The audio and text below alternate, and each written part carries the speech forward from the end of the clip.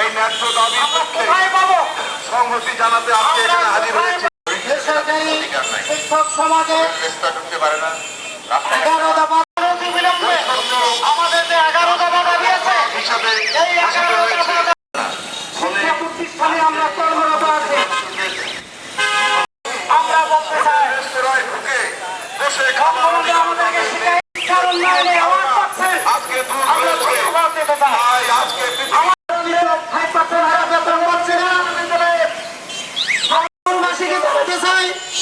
যে জনগোষ্ঠী আছে, আমরা এই জনগোষ্ঠী বিশ্বাসী সম অধিকার, আমরা বঙ্গবন্ধু সম শেখ মুজিবুর রহমানের আমরা বলতে চাই স্পষ্ট সেখানে বলা আছে আমরা কোথায় ভিত্তি করেছি। আমরা বলি মানুষ সকল মানুষের আমাদের শিক্ষক সমাজের 11 মিডিয়ার বিভিন্ন কর্মী নেতা সাংবাদিক কিন্তু আমাদের কথা বললেও সরকারের পক্ষ থেকে কোনো প্রয়োজনীয় ব্যবস্থা গ্রহণ করা হয় নাই।